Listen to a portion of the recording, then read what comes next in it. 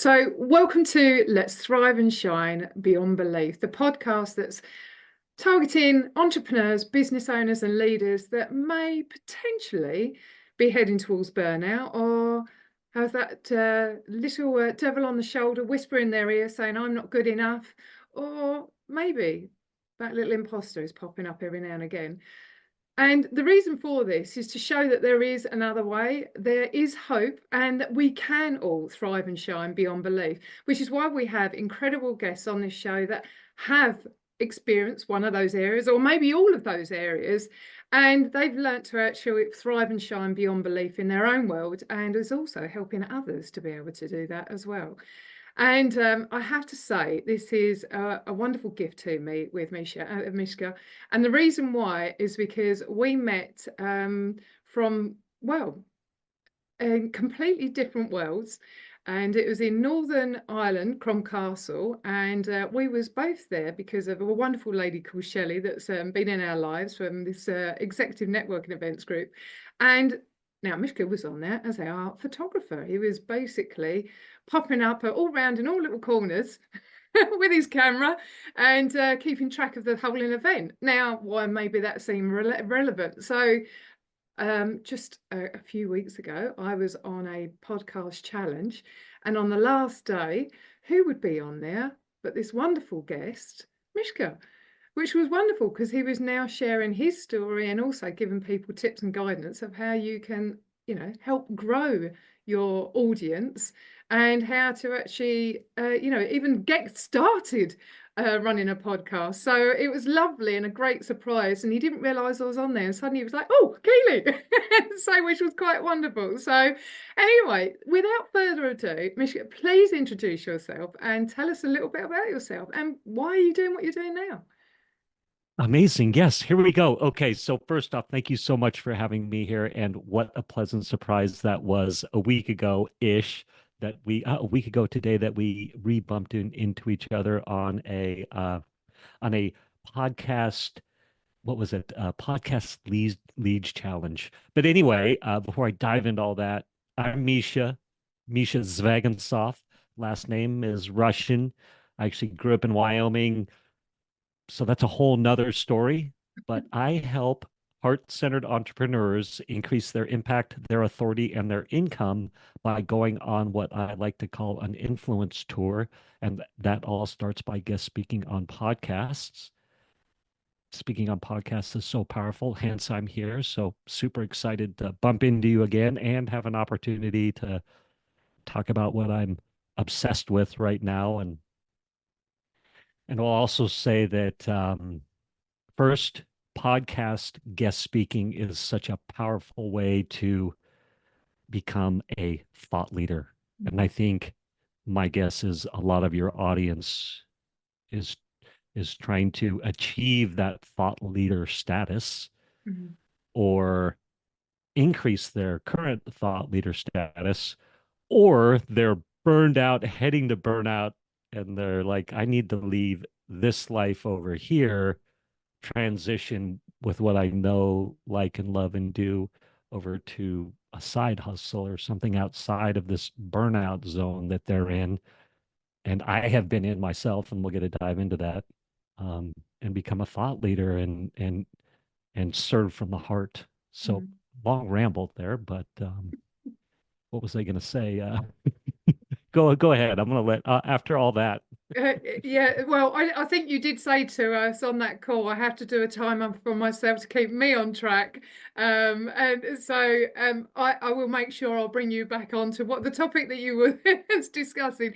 But I mean, you're right. I mean, the fundamentals for this podcast, it is really about helping people to have hope that there is another way, that you don't have to be in that burnout zone, or you don't have to have those limiting beliefs. There is another way of being able to see things and to achieve things. And sometimes it's because you're actually not doing what you love. You've fallen into a role. And I think this is actually something you and I was talking about on the coach, actually, on the back of the bus.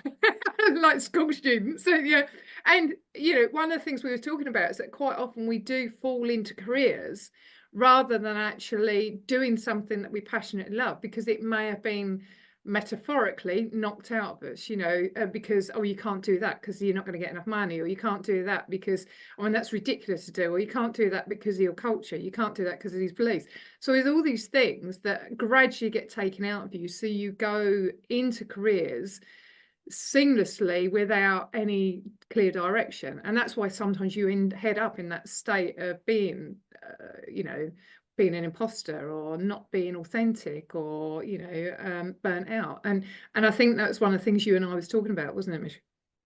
Yeah, absolutely. And to to dovetail off that a little bit, I think it's so interesting too. We can end up in a job, career, what have you, due to cultural norms or due to family influence or friend influence who are telling us, yeah, you can't go do this other thing. You need to hold the party line or stay within the box or stay within their comfort zone is really what I think Mm, what that's all about. Um, so that's one thing. You just are in a, you could end up in a career for 20 years and you're like, yeah, I'm successful, but my heart's not in it and I'm burned out and I'm overcommitted and I've built up a life and an infrastructure that I have to support by doing this job mm, or career so we can feel trapped in it, right? I think that's one thing. The other thing too is really what happened to me was life circumstance. So I was a home loan officer in sales, and I love sales. I love marketing, but I was super successful as a home loan officer for 20 years. And for any of you Brits over there, I'm sure when you buy a house, you need to get a home loan. And so you will talk to your, I'm not sure what they say over there in Britain, if it's a home loan officer, or do we have another term for that? well, it's the bank, and it's mortgage providers. There you go. So, I yes, there you go. So I worked for the bank. I was a mortgage provider and I loved it.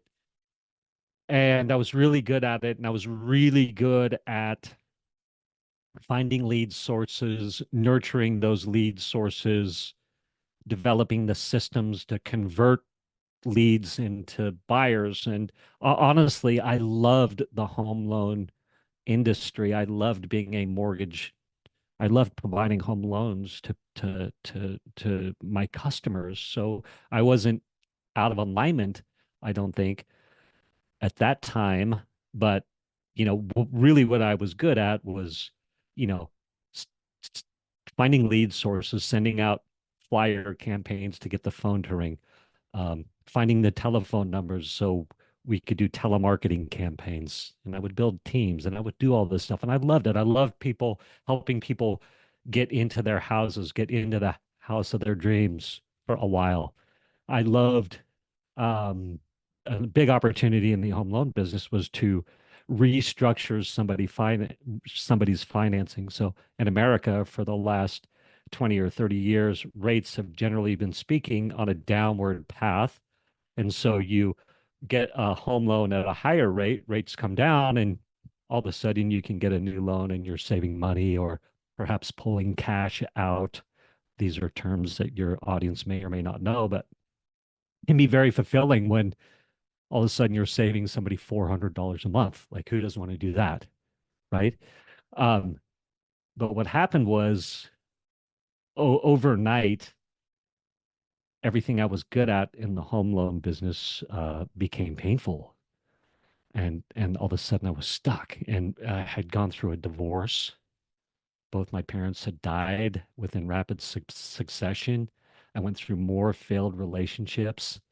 And and so the meaning of life had shifted for me, right? And so for a while in the mortgage business, like building savings, building retirement, building the empire, building my pile of wealth relative to your imaginary pile of wealth or what I thought you had, all these kind of things that were fun, all of a sudden became extremely unfulfilling.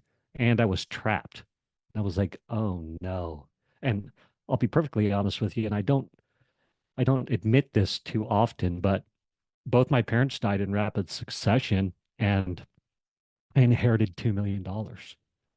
And so I had always had this idea of, as soon as I have X amount of dollars in the bank by a certain age or a certain time, everything will be okay.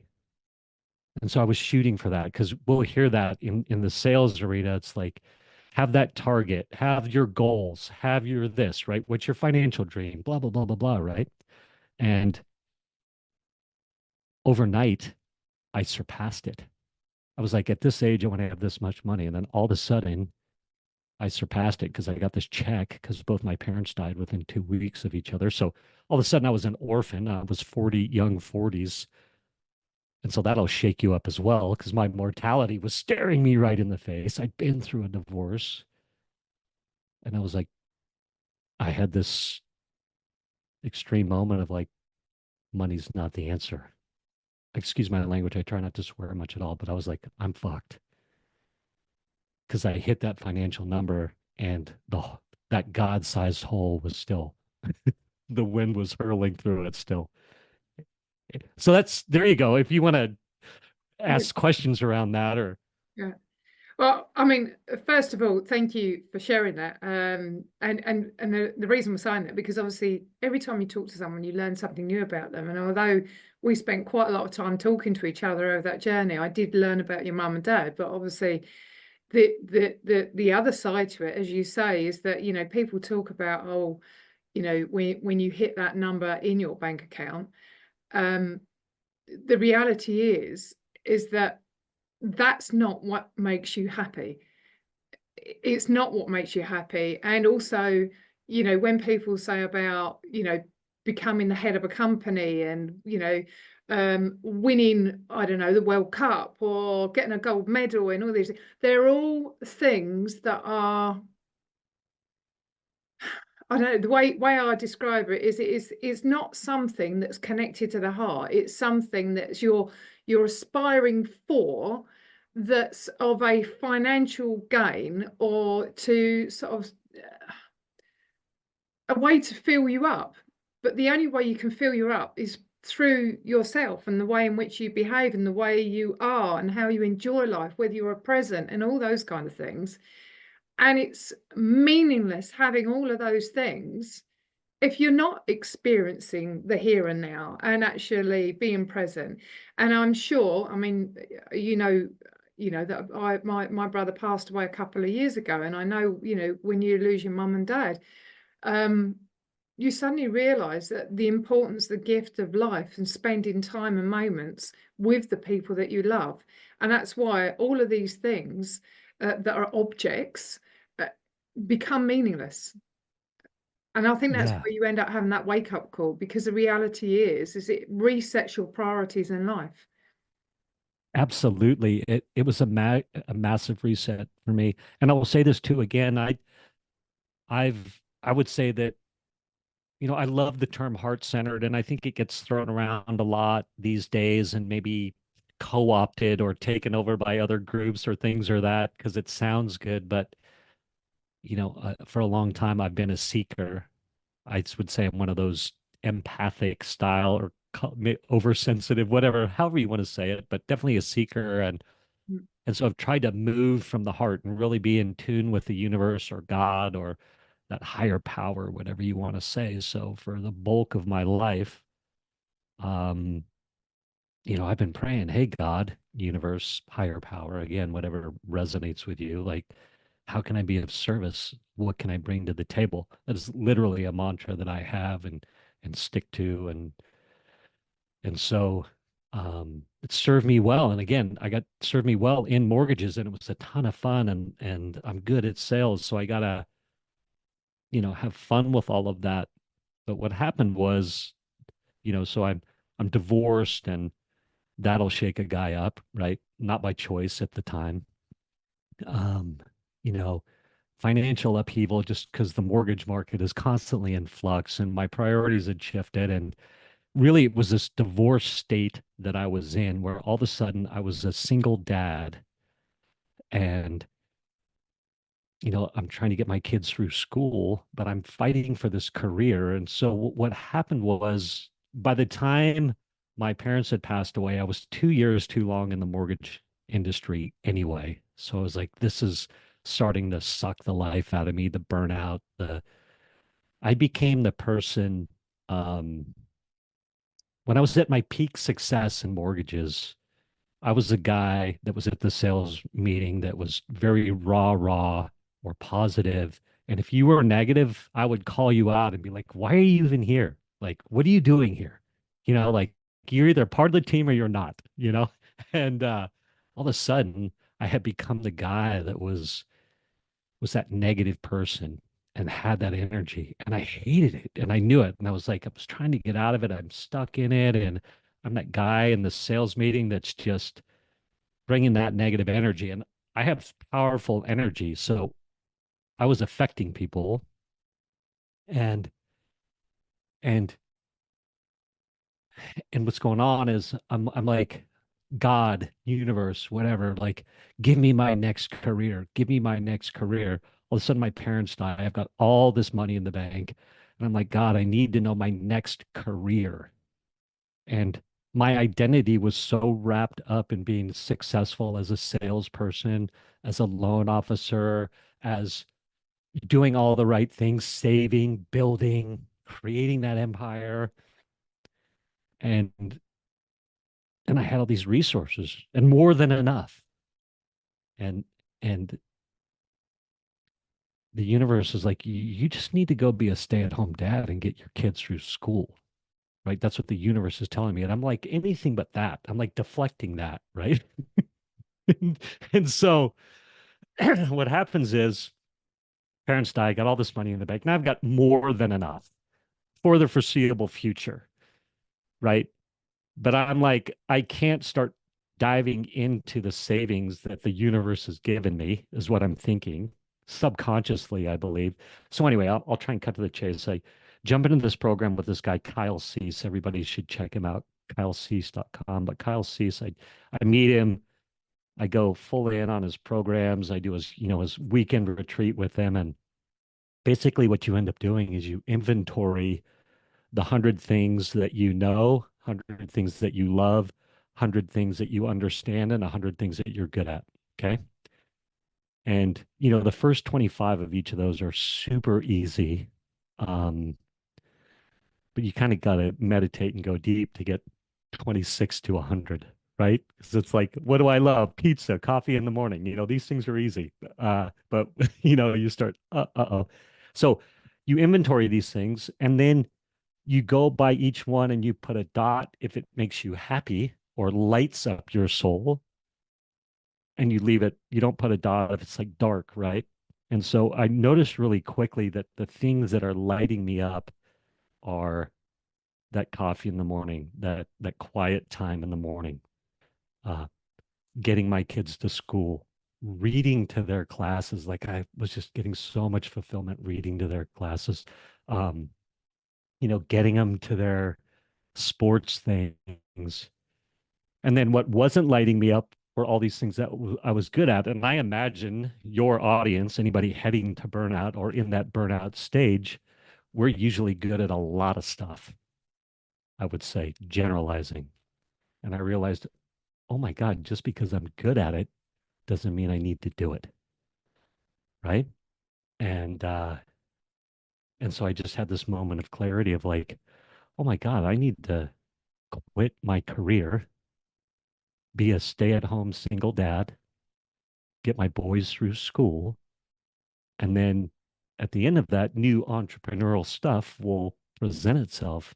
So went into my boss's office the next day and was like, hey boss, I wish I could remember his name too. I was like, hey boss, I quit. And he goes, Mischa, we'll match any offer you're getting out there. Because I was really good at what I did. And so I'm like, no, you don't understand. Like I quit. I'm done. I'm retiring. I'm going to get my boys through school and be a single stay-at-home dad. And he stone cold looks at me and goes, Mischa, I wish I could do that too. And I was like, oh my God, I'm so doing the right thing.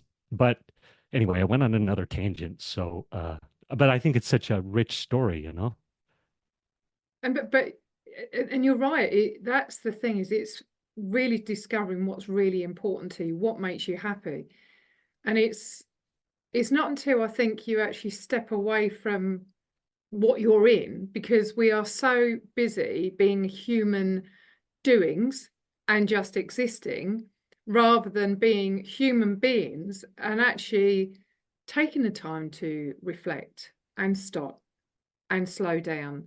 And, as you turn around and say, is asking the universe, or, God, whatever is your flavor, what keeps you Yes. going. And, everybody has their own beliefs.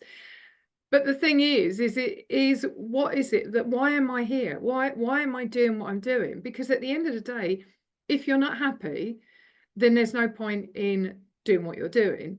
And I know it is really, really scary. I had exactly the same situation where I was in the corporate world. I was in the same company for over 20 years. You get this mindset of, oh, well, I can't take a risk of doing this, because if I leave and it all goes wrong, I've lost 20 years worth of redundancy. I've lost, all of this. I've lost all of that.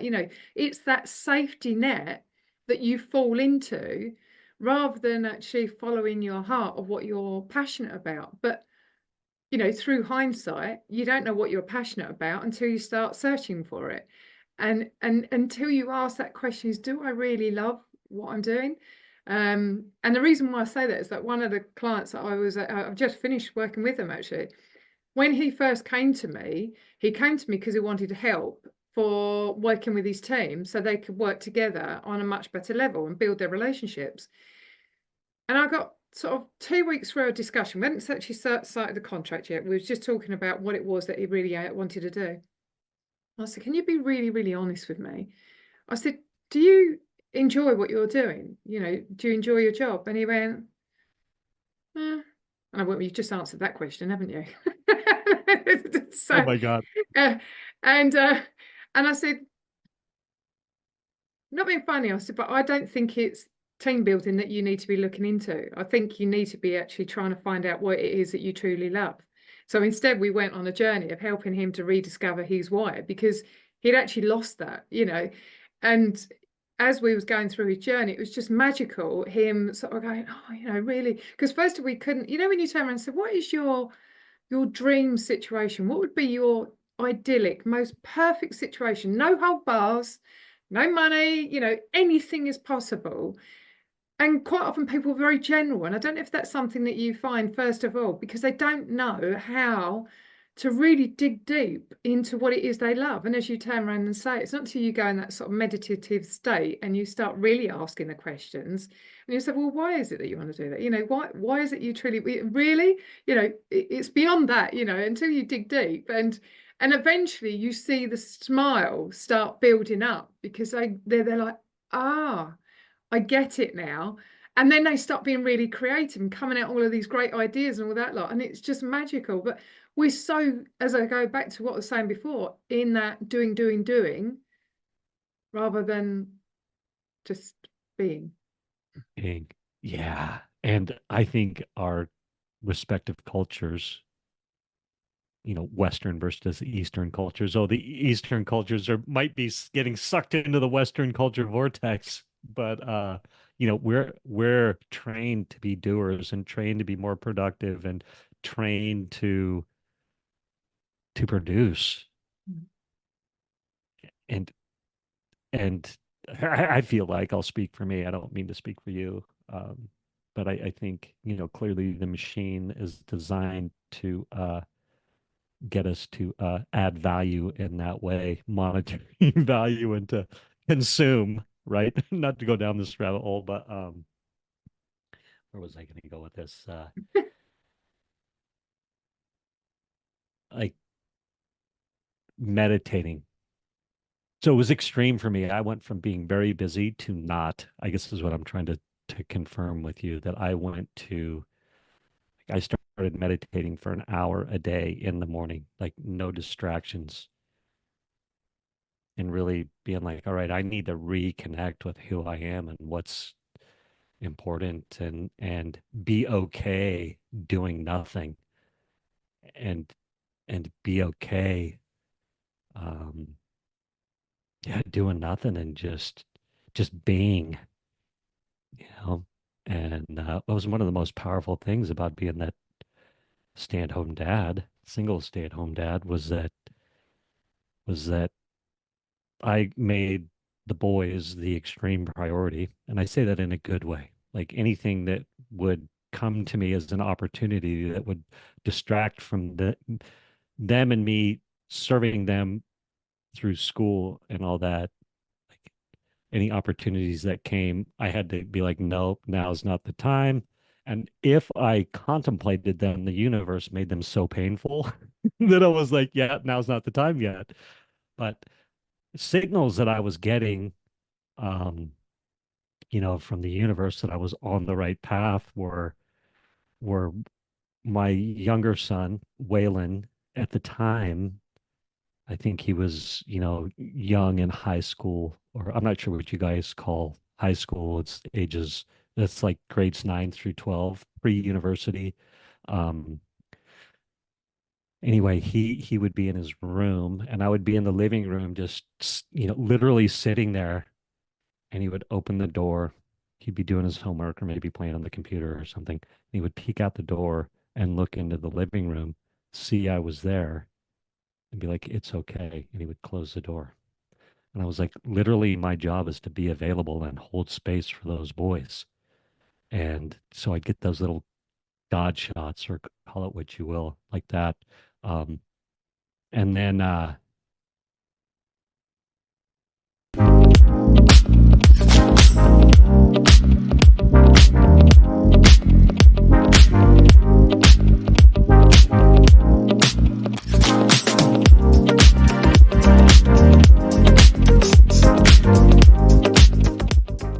the meditation piece for me has been so powerful because I can literally do nothing and be okay, which is crazy to say. I don't mean to go down this path. I want to let you speak to more of it. I don't know if you have questions or anything. A little Um, tangent, but go ahead. but no, I mean, I think you're right. I mean, same as you in the corporate world, the meditation didn't even come on my radar, and learning gratitude and journaling, or everything like that. It wasn't on my radar. I didn't even, and I heard about it, and I didn't sort of go, oh, that's a load of old, hogwash or whatever you want to call it. Um, but I think it's not until you actually start doing it that you realize the power of doing those kind of things, just getting your thoughts out. I mean, the biggest thing I found, you know, with journaling, for instance, is just getting my thoughts down, because it helped me to process things. It gave me that thinking time to try to understand it. It taught me the art of compassion. So when you're in a working space and you've got that one person that, I mean, it can touch you like a litmus paper, where you just want to go as soon as they speak. But it taught me to go, oh, okay, then what must be going on in their world for them to be behaving in that manner? It's not as clear cut as that, what they're doing is impacting me and how I feel. But it's not always about how I feel. They're not doing it to me. It's more about what's going on with them. So when you get time to process things, even with yourself, so why did I do that? Why did I react in that way? And the biggest thing it's taught me, which you will soon read, is that it's taught me to respond rather than react, because it's that moment to stop and get some clarity. So you switch the emotional monkey off, take a step back, you learn to breathe and go, right, okay, then, thinking time. Right, now I can come from a space of controlled behavior rather than reactive behavior. Because once you've said whatever it is that you're going to say, you can't unsay it when it's said in an emotional manner. And how many times Yeah. do you feel like you've got a bite off your tongue because you said something, and when you're angry, you become your most, sorry, but we become quite vicious when we lash out, and it's not serving anybody, and it's certainly not serving ourselves. So that power of stopping, power of journaling, power of thinking time is just such a gift, isn't it? It's such a gift, and I love that. And thank you for sharing that. And I when I was 17 years old, 17 years and 9 months old. I was already a full-blown alcoholic and an addict. Mm. And nudge from the judge. His name was Rank. Judge Rank. This was back in Jackson Hole, Wyoming, which is the mountains of Wyoming. Um, Judge Rank goes, "Hey, Mischa, you can go to treatment or you can go to jail for 6 months." And I had this moment of clarity of oh my gosh, my life continuing in the addiction cycle unfolded in front of me. And I was like, yeah, that's not good.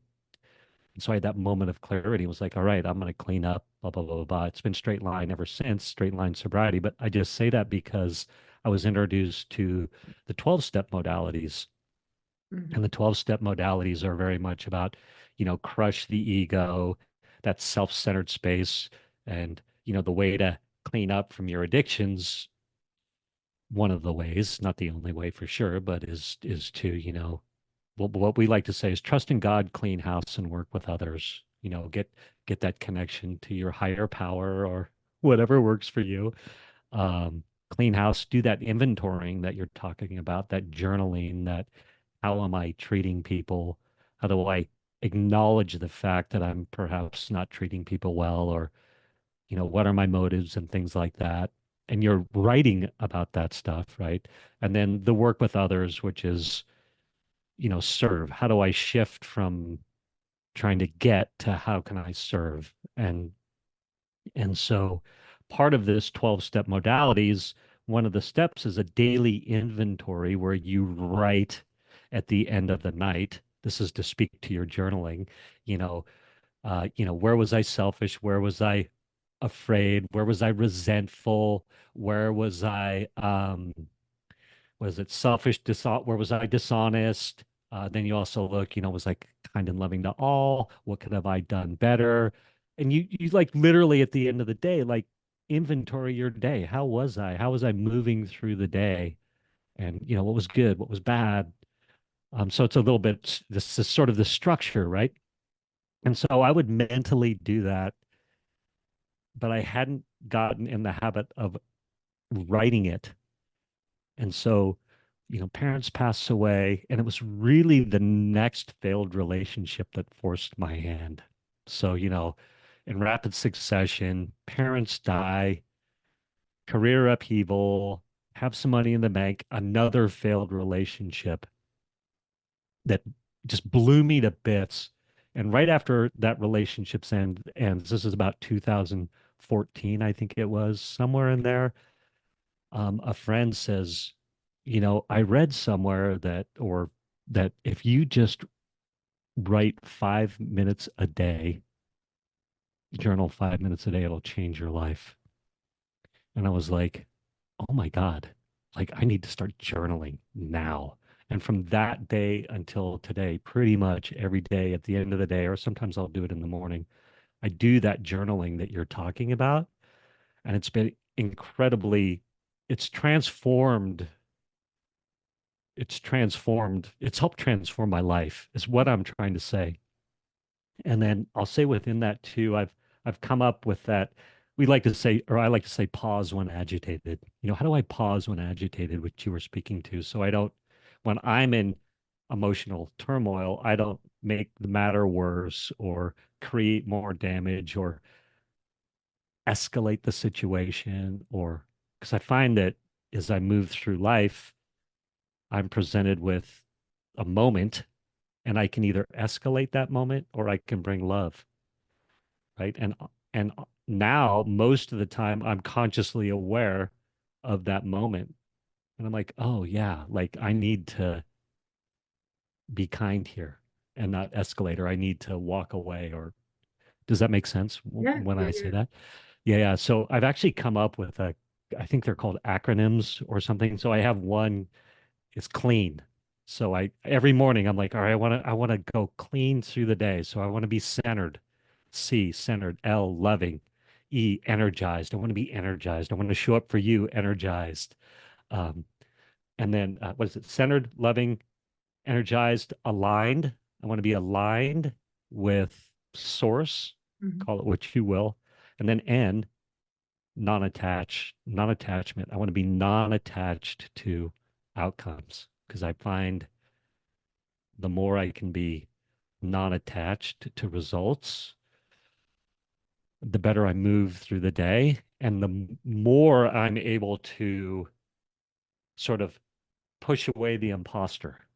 Because I think when I'm attached and have expectations around results, that's when the imposter just gets super loud and is standing on my shoulder and just like beating me on the head, you know? And I have one more for you and up, apply. So pause when agitated. I call it apply. So I want to acknowledge in the moment that I'm agitated or doubtful or questioning or concerned or irritated. So acknowledge, pause, pray, listen, like slow down enough to listen and be like, all right, I need to walk away, or I need to be nice, or I need to say this instead of this. And then yoke. Uh, and I love yoke, which is like, I have it written down, is embody. So yoke, if you think of yoke, the term yoke in yoga, it's like come together, or harness. If you think about the oxen with the yoke on, it's like harnessing that power of the oxen, or I think of yoke like harnessing the power of source. Um, so I just love it. These are little things that I tell myself. But go, your turn. No, I think they're beautiful because I mean it's funny how I think as we go on our journeys, I think we all have the same kind of wake up call and the same sort of learnings. You know, it's because we've had that time to pause, and it's frustrating in the sense that most of the time we're not listening to our bodies and what's going on with us. It's not until we suddenly crash and burn that we're suddenly given the wake up call. And because your body has gone, you're not listening to me, so I'm going to actually do it for you. And the problem with that is that you get forced into a situation, which I think in a way is good because it literally stops you, it grounds you, doesn't it? So you do end up slowly picking yourself up each day, which means that you're in more space of silence. You do have more time for quiet. You do end up going out on walks. You do. So all the things that you weren't doing, you are doing now. And I think whatever way our way of giving tips or teaching everything, like when it comes down to it, it often comes down to exactly the same things that really are logical in life. But unfortunately, we're not taught at a very young age to be able to do all of these really powerful tools. I mean, a simple one, which sounds obvious to anybody that's out there that's listening to this, is breathe. And you're all saying, but we breathe every day. Yes, this around here, all in your chest, and it's all sort of like just recirculating that rubbish instead of actually breathing into your belly and taking time. And everybody goes, oh, you know, like you got people that smoke and they smoke because it calms them down. No, the cigarette doesn't calm you down. The breathing is what's calming you down because you breathe in a big breath and breathe out slowly. And it's like, but it's amazing how these simple tools we're not given, are they? But I love these acronyms you get. I mean, you'll see I am an acronym person as well, or alliteration, but because it helps you to remember what it is that you're saying. But beautiful tools you shared with us, though, Mischa. Yeah, thank you for that, Keely. I think too, I have another, well, this is such a great conversation, and you know, meditation, journaling, all these tools, life has forced me to lean into them more and more. And now, like, all that meditating for hours a day, um, has trained me to, and I think yoga is so powerful for this too, but if we can meditate and sit quietly with our thoughts, and that's kind of the thing, is like I think a lot of people hear this and go, well, my mind works too much. Yeah, and it's like to learn how to sit there and not take action even though your mind's working, Mm. right? And how we learn how to just watch those thoughts go by and not have to react to them and not have them create an emotional trigger or emotional response in us. So, when we learn how to breathe and recenter and just be there, you know, when I first started meditating seriously, a thought would lift me up out of my seat, right? Because it would be so extreme. It would be like, I need to do this now. And now that thought can come by, and it could be if you're sitting there meditating, it's like, I need to follow up with this person at work immediately, or my world's going to collapse. And so we get up. It's like, no, you actually don't need to do that. Like that's just an illusion floating by. And other, when I'm aware and conscious and really in the moment, I can literally take thoughts and park them to the side. And it's like I can be meditating and go, hey, thought, I'm just going to move you over here for now because we can come back to you.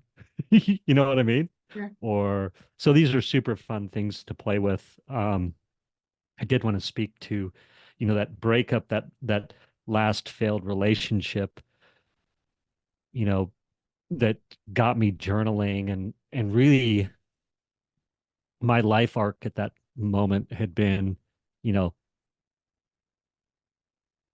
take in more emotions than I was letting out probably through my teens and into my 20s. And then at some point you're like, oh, I got to start learning how to deal with my emotions. So finally through my 30s, I'm letting out as many emotions as I'm taking in, right? And but that means that I still have a lot of pent up suppressed emotions from just life and yeah, I was going to maybe go on a riff on, trauma when we're young, but we'll save that for another day. Mhm. Um, but that last breakup when I was, mid to young 40s, it like ripped the top off of the emotional bottle, pulled that cap off, and it was like, oh no, I those emotions are coming out now, and I need to find a healthy way to deal with them.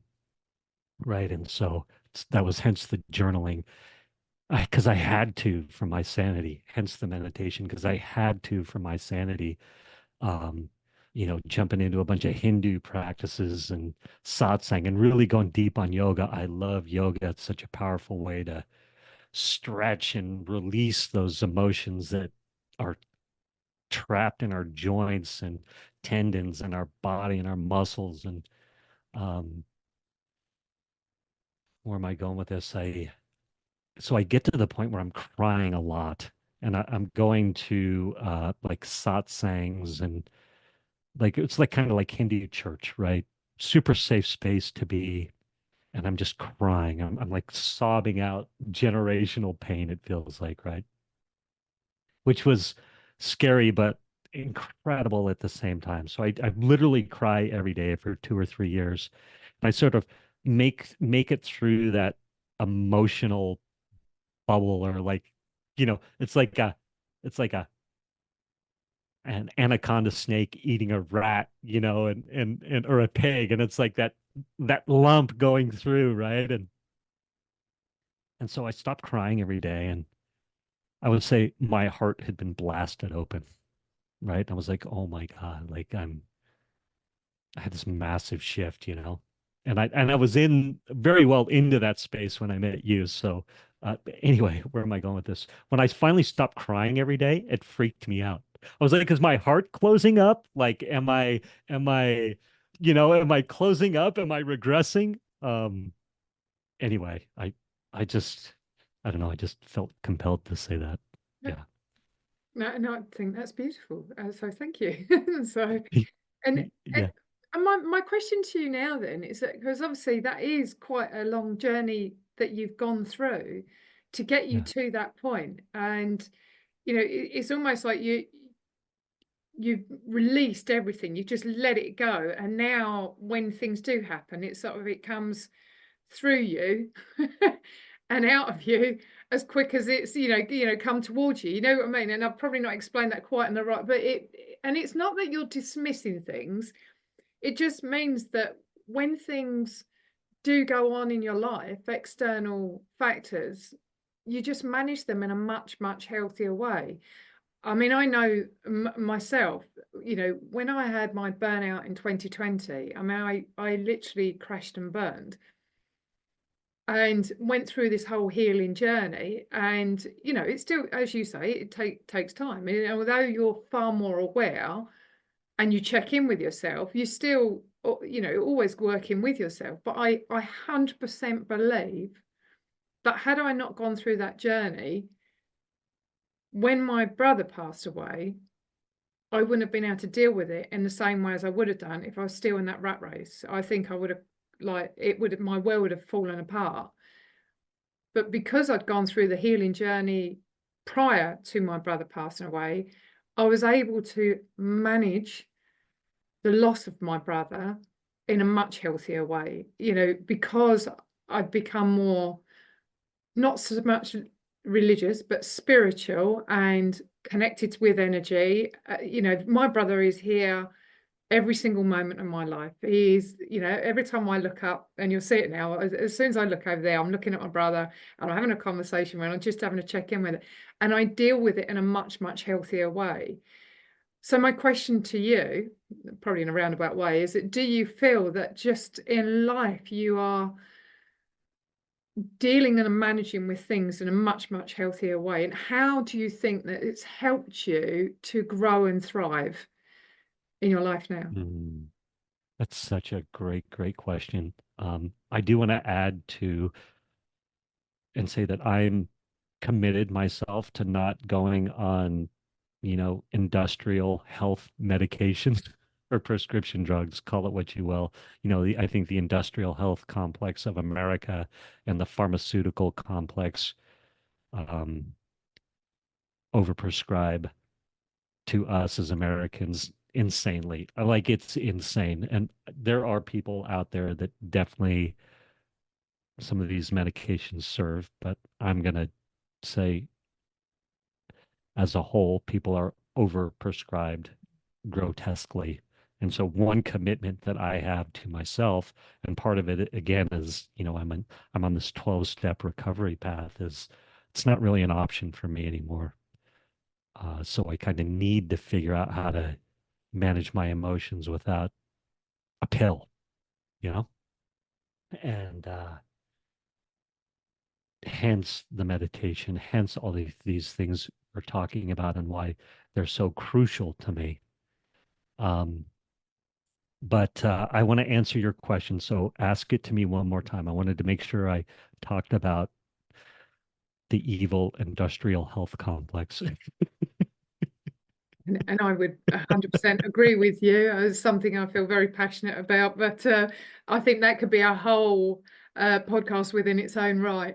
But my question to you is that I think when you finally close the door of the 2 years of, you know, the tears that you went through, but that journey of discovery for yourself, and also that path of, you know, meditation, gratitude, yoga, you know, becoming more spiritual, the universe, how do you think that has served you right now, and with your whole health, but also in the way in which you're thriving within your own Mm, life and your, you know, success? And I don't mean on a financial level, but success in life. Yeah. How fulfilled are absolutely. you? How what? How fulfilled are you? Oh yeah. Yeah. So I can tell you this.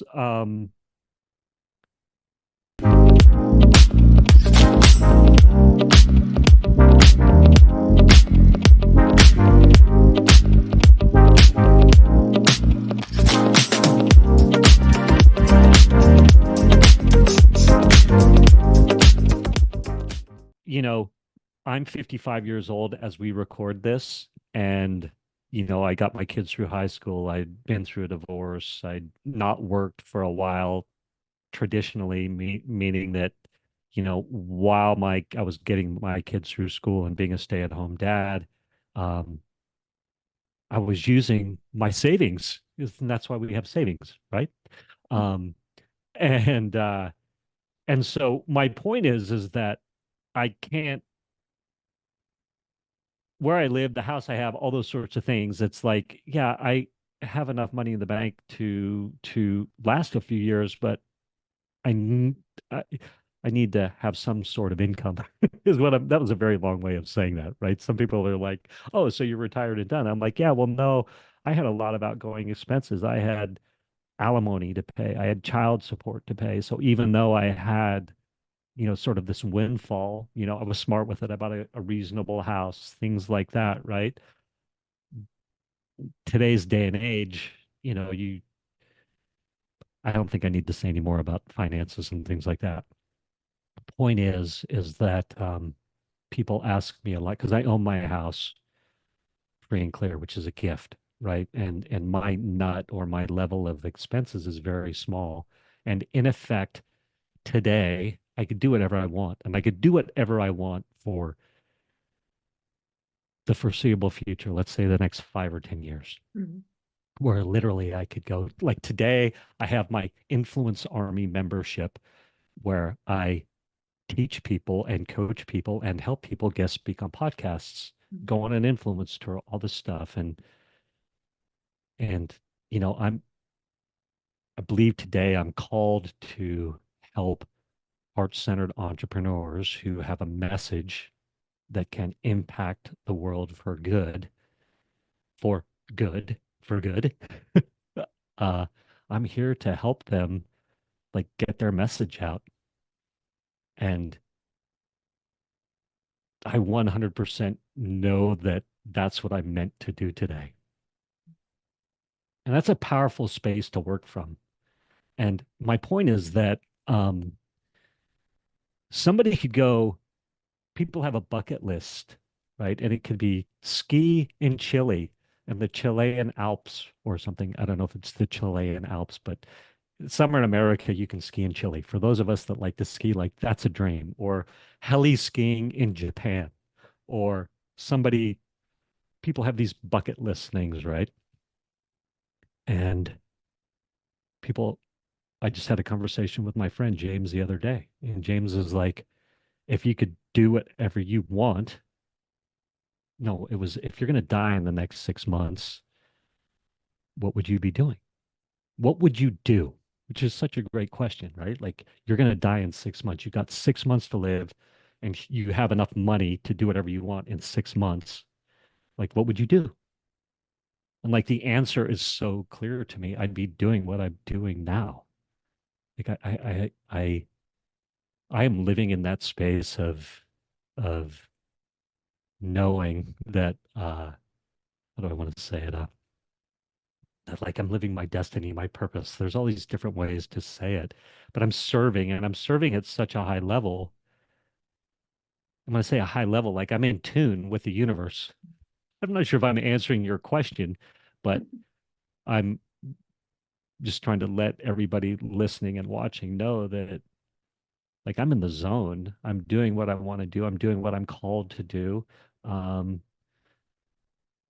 and that's a powerful space to work from. But I work hard. It's kind of ironic to say it that way, but I do work hard to stay in that space.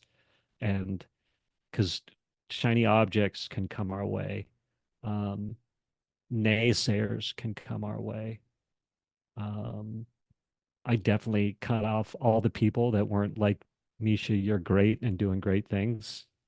It was like, if you're not telling me that, then I don't need you anymore in my life. Um, where am I going with this? I believe one thing that's so powerful is I have hired coaches over the past number of years, like yourself, so to help me stay in that zone and and look for and I'm imagining you teach your students or your clients how to do this, but Stephanie was her name, is this coach I had for a few years. Um, and she really trained me how to look for positive confirmation of what I'm doing versus the negative confirmation, right?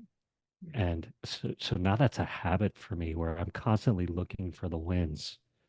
And it and That's such another so powerful space to be working from. I'm sort of rambling right now, but I hope I'm answering your question, or maybe some questions that have come up in that. Yeah. Uh, I think there's a combination of things there. So some of it I think you've answered by virtue of the fact that you found where you should be at. I mean, the fact that if you ask anybody, you know, if you only had 6 months to live and you could be doing something no hard barred and it would still be what you're doing right now, then you know you've hit the jackpot effectively, haven't you? Because I mean, what more do you want to be able to do than be able to help and serve people that if it makes you happy? Because that's what it comes down to. If you said like 30 other things and not one of them was actually what you're actually doing right now, then you might need to think, maybe I shouldn't be doing this. But I do love one of the key points that you mentioned, and it's something I talk about a lot, is the, you know, is retraining, channeling and reframing the way in which you think about things. Because so often people look for the negatives of what's going on and not actually looking for the positives. And some of that is, have you ever heard of the phrase like the gap and the gain? yes, Yeah. And love it. Ben, what's his last name? Hardy. Love it. I'm yeah, all in on the gap and the gain. I got the books yeah, on the other side of this wall right here. Love Ben Hardy. So I yeah. love it. Yes. And it's that sort of, you know, that approach to living as well, because again, it's that so focused on the end goal and thinking about what we haven't achieved, as opposed to looking back on the gain of what we have achieved and the successes. And that goes back to that whole gratitude piece as well, is, you know, being thankful for what we have got and also what we've actually achieved, and we can celebrate those kinds of things. Or, you know, even with, yeah, certain individuals. In fact, I was talking to one of my clients today, and you know, the person that they're dealing with is one of these ones that's go go go go go go go, and they've got high expectations. They've got this, they've got that, rah, rah, rah, and they expect everybody else to be at their standard and their quality. And when someone's not, they then reprimand them because they're not in that space. But that's more about them than it is the person that they're actually having a go at, because they've got this perfectionism that's at such a high standard that they cannot unlock. So they project everything onto other people. And what I was discussing with the individual is that, you know, sometimes it's again that taking a step back and looking from a space of compassion and trying to understand, you know, what is it, you know, they're feeling at that time, that individual, what's going on with them at that time when they are what appears to be attacking you, and you know, what is the motive behind that. And then on top of that is trying to understand, well, what message is it that they're going to create and or trying to say. And until that person's sort of taken a step back from it and then can start looking at the other person in a positive way, they're always going to see them. Before they even see them, they know that there's going to be this emotional response to it. So they immediately go in that space of out of control rather than in control in their communication. So you immediately think that they're on the attack when they're not necessarily on the attack, but it's about them. And I probably haven't explained myself very clearly on it, but you know, and that's why it is that trying to find the positives in what people are saying sometimes, and not always focusing on the negative. And don't always, you know, that negative stance with yourself, you know, sort of, I mean, have you ever read Shad Helmstetter, what to say when to talk to ourselves? No, but I love it. I It recommend sounds it. like a good one. Oh, Yes. it's brilliant. It's been a game changer for my husband, an absolute game changer. I mean, I love it because I've got quite that, my mindset is very much like that anyway. If I can see the positive in something rather than negative. However, what I didn't realize what I was doing, because our lovely brains only see black and white and they don't know humor. And when we take the rise out of ourselves, it doesn't know that you're joking with yourself. It thinks that you're being negative about yourself. And you're basically reaffirming all of these negative thoughts and training it that way. Whereas if you reframe what we're saying in a positive stance, it strengthens the left side of your brain. And this is what he's all about, is trying to teach us to actually think about what we're saying through the day and the negative impact that's having, and like flip it, rather than saying, I always do that, I'm an idiot, blah, blah, blah. Well, you don't always do that. You've done it once in, say, 6 months, you know, or 2 years or something like that. But you immediately say the phrase that's wrong. So you're then telling your brain wrong things. So yeah. So again, like you, gone off on a bit of a trajectory, but I love it. I love it. Uh, I want to speak. You've got so many great thoughts coming up for me, and I want to confirm everything that you've said, and I believe it's so true. And um, first I want to say that I don't need to internalize or see as true other people's messages to me, and I think that's especially true on social media right now. So literally, when I see like Alex Hermosi, I don't know if you've heard of him, but he's kind of super famous in the online entrepreneurial side hustle or build your business online game, right? And he says a lot of great things, but a lot of things that he says I don't agree with. He's very much like whoever wakes up first, or the way I see it is, whoever wakes up first and works the hardest wins, right? And I'm like, does that message serve me? Does that message serve me? It may have in the past, but it doesn't serve me now. So I'm like, yeah, I don't need to internalize that. And as a matter of fact, I don't want to internalize that. Like I'm living a different life now where I'm finding that success, that fulfillment, and it comes by consciously slowing down, consciously doing less, consciously um, taking space to recharge, to listen to my body. You spoke to that earlier in our conversation about listening to our body. And I'm super outgoing and energetic. And I say this non-judgmentally, good or bad, to people who aren't super outgoing or maybe don't bring the energy that I do. But my point is that I'm self-aware enough now to know that I need time to recharge. And in that time of recharging, I need to be not beating myself up for recharging. So I'm doing a master class once a month now. I've committed to that on how to guest speak on podcasts.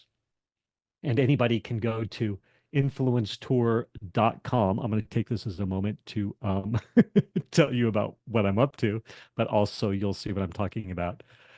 So influencetour.com, anybody goes there, you can sign up for my podcast guest speaking masterclass. It's my 3-step podcast guest speaking framework to getting booked on podcasts and becoming the go-to authority in your niche. And so this is what I do now is I help people guest speak on podcasts.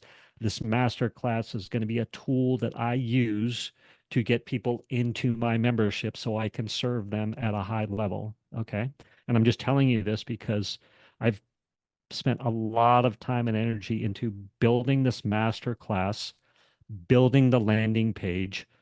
There's landing pages and offers and things like that. Anybody watching, listening, go to influencetour.com and you can see what I've built. And I've spent $20,000+ building out the infrastructure for this masterclass that I can now start running monthly, right? And I hired people, funnel builders or website builders, copywriters. Like this has been one of the most Herculean projects that I have done in quite a while. And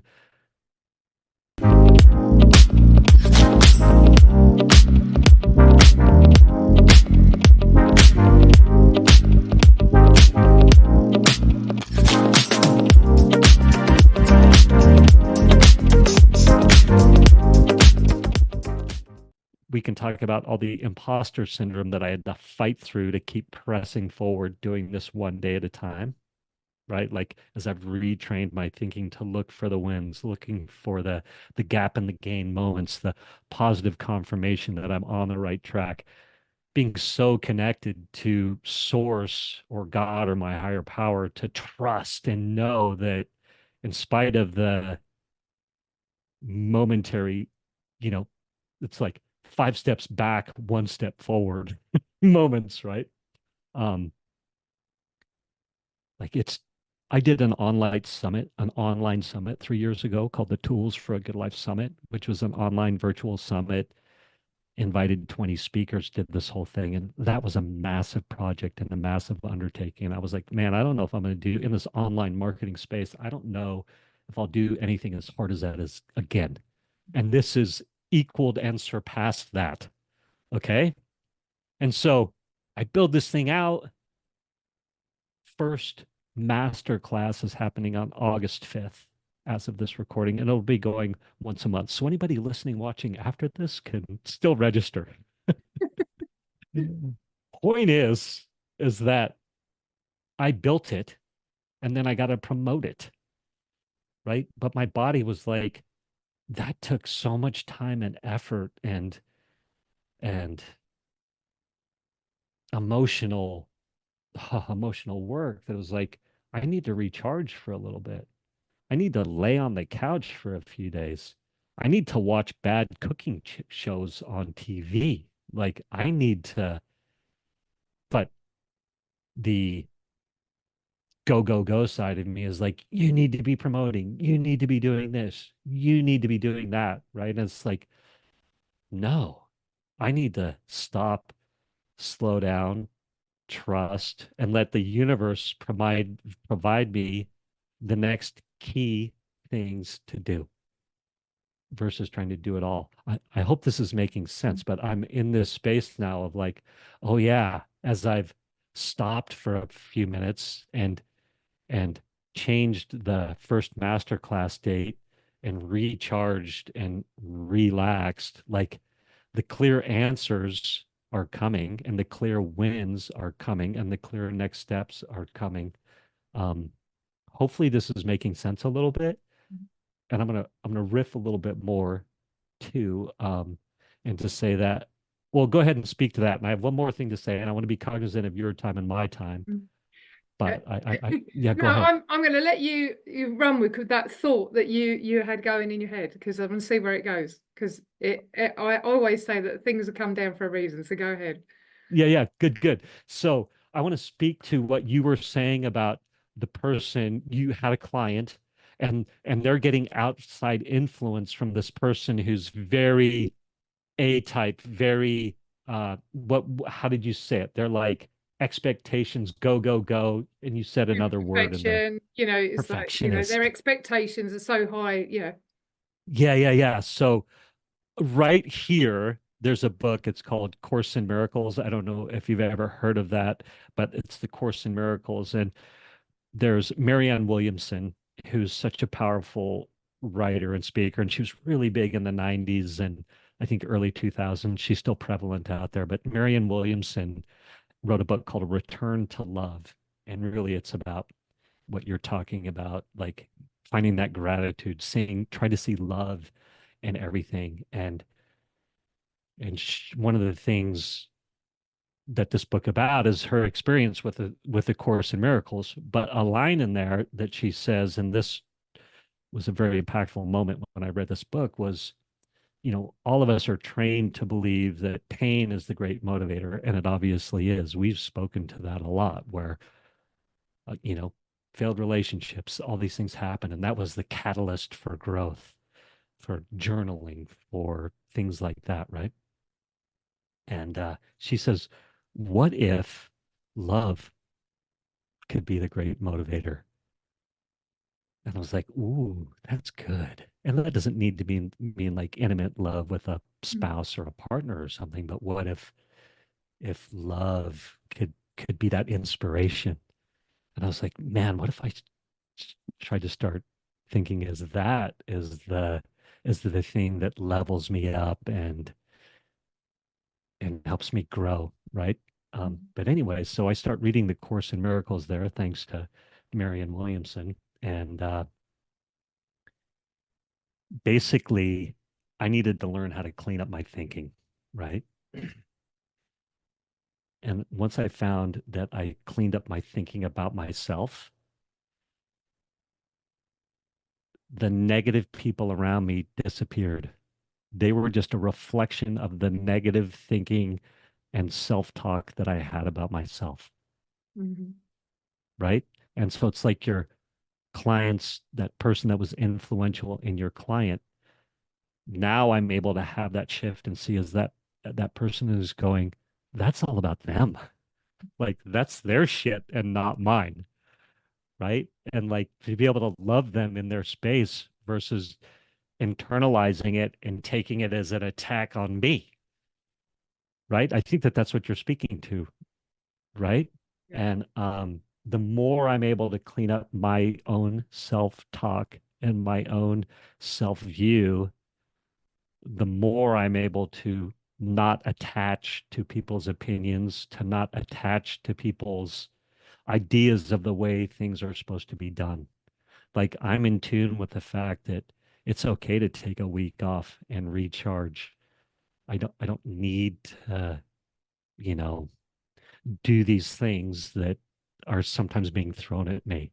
Does that make sense? And 100%. I mean, I think one of the biggest lessons that I've learned, and I used an example the other day, and then I think you and I need to wrap up because I think we yeah, could go on for the rest of the night. So, yeah, and I do need to actually sleep because it's late in the UK.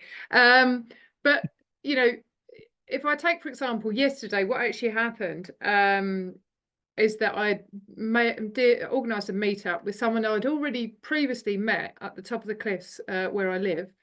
And we'd organised to have a sort of one-to-one coffee. We obviously saw a connection and some synergies in what we do. So, we'll meet up and learn about each other. Anyway, I've gone down to the cafe to meet up to go on the walk anyway. So I messaged her. I said, "Oh, you still coming?" Because like, I'd been waiting and waiting, and she hadn't turned up. And then all of a sudden, she's phoned up and she said, "I'm really, really sorry. I double booked you." She said, "My calendar has obviously not marked you as like a busy appointment. So the calendar has still booked it out." So she booked out the time, but not as a busy time. And she was like, "I'm so sorry, so sorry. I feel really bad," and all those kind of things. Now, in my previous life, I would have been really frustrated, how rude, how can you do something like that? So it'd all be about and the impact it was having on me. And my emotions would have gone through the roof. I'd got stressed, I'd got anxious, and people disrespecting, blah, blah, blah, all of that noise. And instead, I just said to her, "It's okay, it's fine. We can just organise another time." But and she then kept on apologising. I said, "Look, you don't need to apologise. It's one of these things. It just happens." And I said, "I'll just go for a walk on my own and I'll have some quiet time." So we got off the phone and then I went for a walk. I went and sat at the top of the cliff, looked out of the sea, and it was beautiful. Like the sea was up and the water was clear. Did a bit of meditation, had a bit of a quiet moment, and that is a massive shift for me because mm, before I would have been all about me. This is what's happened to me, rather than how must that person feel in those circumstances. She didn't do it deliberately. She wasn't doing it to be unkind. It wasn't about me. It was just one of those things, and I think that's a magical thing when you can have that shift in the way in which you're thinking about things.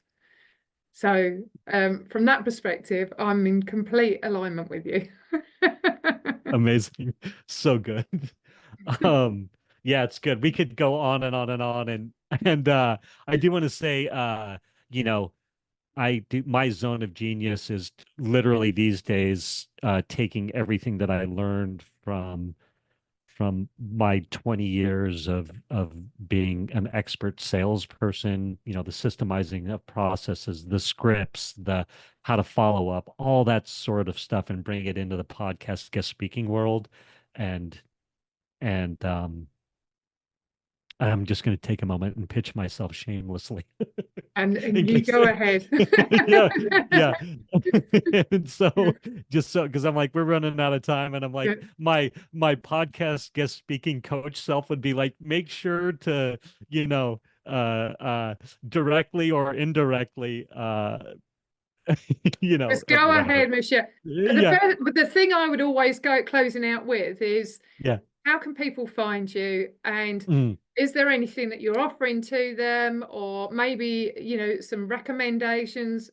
Just go ahead, Mischa. That's why you're here, as well as sharing some of your amazing wins that you've gone on your journey. Thank you so much. I should have just let you, it doesn't matter. I was gonna say I should have just let you given you the opportunity to tee that up. But anyway, I do want to say, yeah, guestingguide.com. Anybody watching, listening, if you're like, oh man, I relate to Mischa and love his attitude or whatever, and do want to guest speak on podcasts, anybody can go to guestingguide.com, and it's my guide on how to go on and execute a profitable podcast guest speaking tour.